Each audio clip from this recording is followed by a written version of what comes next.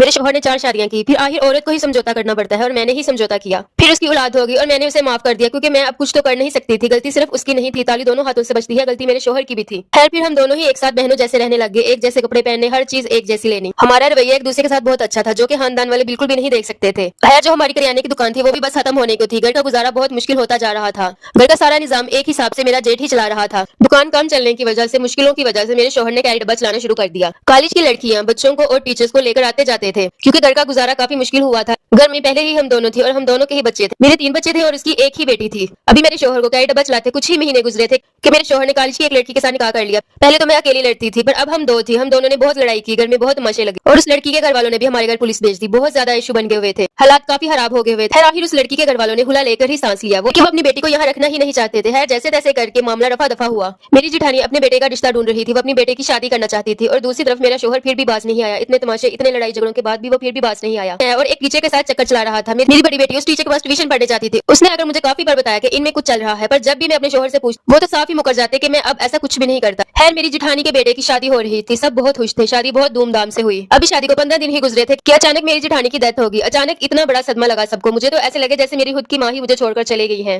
खैर मेरे जेठ बहुत सदमे में थे क्योंकि उन्हें अपनी बीवी से बहुत मोहब्बत थी। उनकी नेचर मेरे शौहर जैसी बिल्कुल भी नहीं थी। अभी मेरी जिठानी की डेथ को कुछ महीने ही गुजरे थे, पूरा घर सदमे में था कि मेरे शौहर ने उसी टीचर के साथ निकाह कर लिया।